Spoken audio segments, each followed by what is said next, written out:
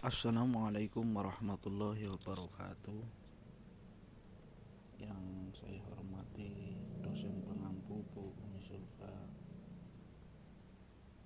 yang saya hormati dan yang saya banggakan teman-teman atau bapak ibu guru yang mengikuti mata kuliah kurikulum. Di sini saya akan mempresentasikan materi model-model evaluasi kurikulum. Menurut pengertian bahasa, kata evaluasi berasal dari bahasa Inggris evaluation, yang berarti penilaian atau penaksiran. Sedangkan menurut pengertian istilah, evaluasi merupakan kegiatan yang terencana untuk mengikuti keadaan sesuatu objek dengan menggunakan instrumen dan hasilnya dibandingkan dengan tolak ukur untuk memperoleh kesimpulan. Kemudian model-model evaluasi kurikulum, yang mana model evaluasi kurikulum itu ada dua pendekatannya.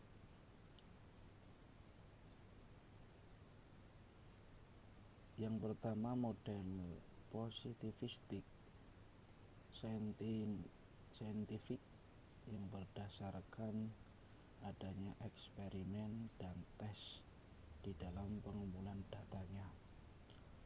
Dan yang kedua naturalistik humanistik, menitik beratkan peran sisi manusia sebagai evaluator, manusia sebagai peneliti, di mana peneliti merupakan bagian yang tidak terpisahkan dari apa yang ditelitinya. Model evaluasi pendekatan kuantitatif atau yang disebut positivistik scientific itu meliputi satu, model black box. Model evaluasi kurikulum black box diawali dari beberapa tulisan lepas dari Taylor tentang pendidikan. Taylor mengajukan 4 pertanyaan mendasar berkaitan dengan kurikulum. Yang pertama, tujuan belajar, apa yang diinginkan dan diharapkan. Dan yang kedua, pengalaman belajar, apa yang mungkin diperoleh untuk mencapai tujuan pendidikan. Dan yang ketiga, bagaimana cara mengorganisasi pengalaman belajar. Dan yang keempat, bagaimana kita mengetahui apa tujuan belajar yang sudah tercapai. Keempat komponen ini merupakan inti dari proses kurikulum, yaitu tujuan, konten, metode, dan evaluasi. Yang kedua, model kontinensistik. Evaluasi kontinensi merupakan jenis evaluasi yang dianggap cukup memadai dalam menilai pembelajaran secara kompleks. Model ini dikembangkan oleh Steig. Kata kontinensi berasal dari kata bahasa Inggris yang berarti menyetujui atau persetujuan. Sedangkan secara istilah, evaluasi kontinensi berarti evaluasi yang menekankan pelaksanaan, deskripsi, dan pertimbangan. Kaitan arti dengan asal kata di atas adalah pada pertimbangan yang diperoleh dari evaluator sehingga menimbulkan keputusan atau persetujuan tentang suatu hal. Yang ketiga, model diskrepansi Profus. Sebagai salah satu tokoh penelitian evaluasi, Malcolm Profus dikenal sebagai direktur penelitian pada sekolah umum di Pittsburgh. Pandangannya tentang evaluasi disusun dalam sebuah buku yang berjudul discrepancy evaluation. Profus mengatakan dalam kegiatan evaluasi ada 3 kegiatan yang dilakukan. Pertama, menetapkan standar program. Kedua, menentukan kesenjangan antara aspek-aspek hasil program dan standar baku pendidikan yang ditetapkan pemerintah. Dan yang ketiga, dengan data dan kesenjangan yang didapat akan ditentukan salah satu yang diganti, hasil atau kinerja atau standar program. Kemudian yang 4, model CHIP. Satu BIM CHIP merupakan akronim yang terdiri dari konteks, evaluation, input evaluation, proses evaluation, product evaluation. Setiap tipe evaluasi terikat pada perangkat pengambilan keputusan yang menyangkut perencanaan dan operasi sebuah program. Yang pertama, evaluasi konteks atau context evaluation. Evaluasi konteks merupakan evaluasi terhadap keadaan yang melingkupi proses pembelajaran. Keadaan yang termasuk konteks adalah yang berasal dari lingkungan, yaitu kondisi aktual dengan kondisi yang diharapkan. Evaluasi ini pun menggambarkan hal-hal yang perlu dipertimbangkan dalam perencanaan program seperti karakteristik dan perilaku peserta didik, kurikulum, keunggulan dan kelemahan tenaga pelaksana, sarana dan prasarana, pendanaan, dan komunitas. Evaluasi input. Evaluasi input menentukan alternatif pendekatan, pelaksanaan rencana kegiatan, penyediaan sarana, penyediaan biaya efektif untuk penyiapan kebutuhan dan pencapaian tujuan. Pengambil keputusan dalam evaluasi input di dalamnya memilih penyusunan rencana, penulisan proposal, alokasi sumber daya, pengelolaan ketenagaan, jadwal kegiatan tersusun rapi dalam membantu pengambil keputusan berusaha menyiapkan rencana dan pembiayaan. Untuk selanjutnya, evaluasi produk atau hasil atau product evaluation. Evaluasi produk ini merupakan tahap terakhir, yaitu evaluasi terhadap berhasil tidaknya peserta mencapai tujuan yang telah ditetapkan. Evaluasi produk mengukur dan menginterpretasi pencapaian program selama pelaksanaan program dan pada akhir program.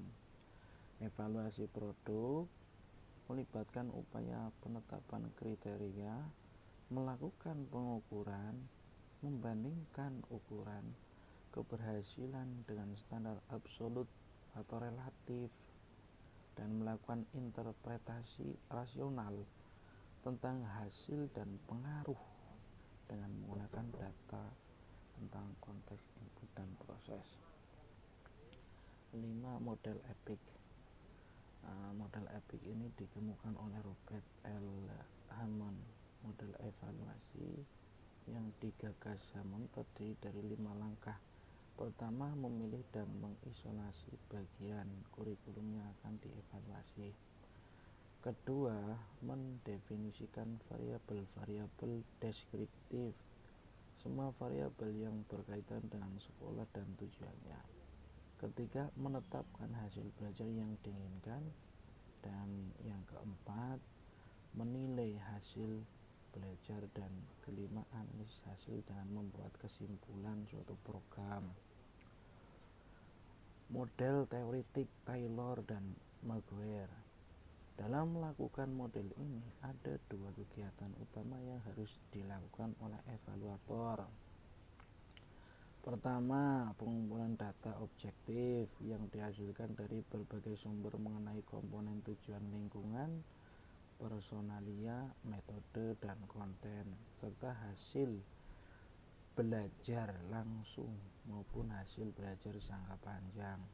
Data tersebut dikatakan data objektif karena berasal dari luar pertimbangan evaluator. Dan yang kedua, pengumpulan data yang merupakan hasil pertimbangan individual, terutama mengenai kualitas tujuan, masukan, dan hasil belajar. Unsur-unsur ini dimasukkan dalam suatu diagram yang terdiri atas 4 metrik, yaitu metrik tujuan, penafsiran, strategi, dan hasil belajar. Kemudian yang ketujuh, model evaluasi kurikulum, yaitu model pendekatan sistem Alkin. Pemahaman model Alkin dan penerapannya memerlukan pengertian yang benar mengenai setiap komponen yang ada dalam model. Sistem luar adalah sistem yang mempengaruhi sistem dalam maupun sebagai sistem yang dipengaruhi oleh keluaran sistem internal. Faktor masukan terdiri atas komponen masukan peserta didik dan masukan keuangan, dan keduanya adalah masukan penting yang berpengaruh terhadap proses atau faktor perantara. Faktor perantara adalah faktor yang menggambarkan terjadinya suatu proses interaksi dari berbagai komponen pada faktor masukan.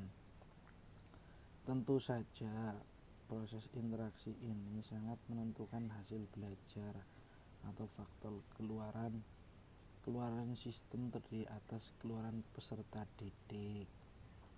Kemudian selanjutnya model pendekatan kualitatif. Di sini model evaluasi pendekatan kualitatif atau humanistik naturalistik itu meliputi satu model evaluasi Konoe-Shirosip. Model evaluasi kurikulum ini dikembangkan oleh Elliott W. Eisner dan kemudian dinamakan model evaluasi Konoe-Shirosip. Elliott W. Eisner dilahirkan pada tahun 1933 dan dibesarkan di Chicago. Ia mendapatkan gelar Magister of Science bidang Art Education dari Illinois Institute Teknologi dan Master of Arts bidang pendidikan seni dari University of Chicago dan dalam bidang pendidikan pada universitas yang sama.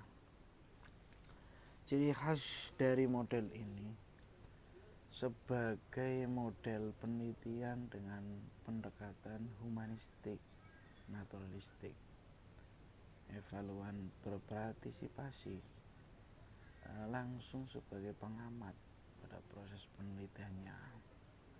Evaluan secara seksama dan teliti menganalisa pola kerja siswa dan guru. Ciri lainnya pada model ini adalah penggunaan teknologi sebagai media di dalam penelitiannya, seperti penggunaan film, video tip, kamera, dan audio tip. Kemudian yang kedua, model iluminatif. Ada 3 tahapan dan metode dalam mengumpulkan data dengan menggunakan model iluminatif, yaitu 1. Observasi. Pada tahap ini, evaluan mengobservasi keseluruhan program pendidikan, diantaranya tujuan sekolah, metode dalam belajar, mengajar, materi yang digunakan, dan teknik evaluasi yang dilakukan guru. Yang kedua, inquiry. Pada tahap ini evaluan akan memisahkan data penting dan yang tidak penting untuk dianalisa. Pada tahap ini pula evaluan tidak hanya mengetahui program itu berjalan, tetapi mengapa program itu dapat berjalan. Untuk mencari jawaban tersebut, evaluan harus menghabiskan waktunya di lapangan untuk meneliti. Yang ketiga, eksplanasi.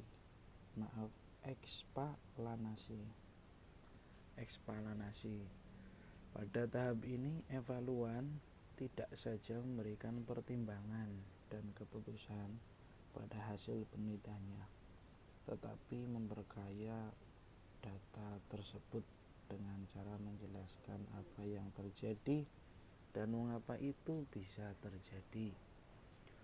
Yang ketiga, model responsive state. Model kontinensi memberikan perhatian terhadap kurikulum sebagai suatu rencana. Dalam model responsif, fokus yang demikian sudah ditinggalkan. Perbedaan kedua ialah dalam pendidikan pengembangan kriteria. Model kontensi berdasarkan pengembangan kriteria fidelity.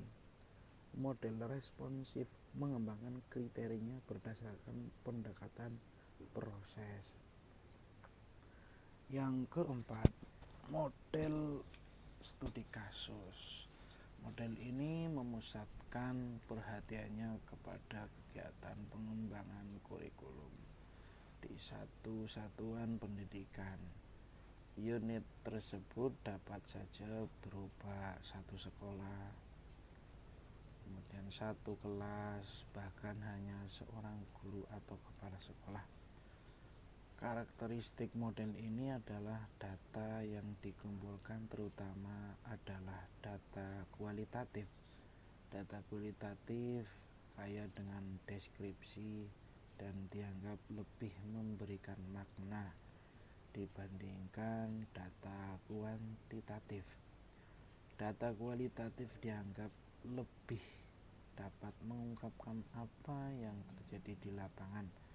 Proses yang direkam tidak dinyatakan dengan angka, tetapi dengan ungkapan menggambarkan peristiwa-peristiwa dalam proses sebagai suatu rangkaian yang berkesinambungan.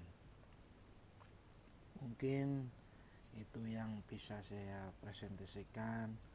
Kurang lebihnya mohon maaf dan semoga bermanfaat. Untuk selanjutnya silakan kepada bapak atau ibu guru yang menambah atau menanyakan, dan sekaligus saya mohon untuk Ibu Umi Zulfa bisa menambahkan yang lebih jelas lagi agar supaya kita bisa memahami apa yang terkait dengan evaluasi atau model evaluasi kurikulum.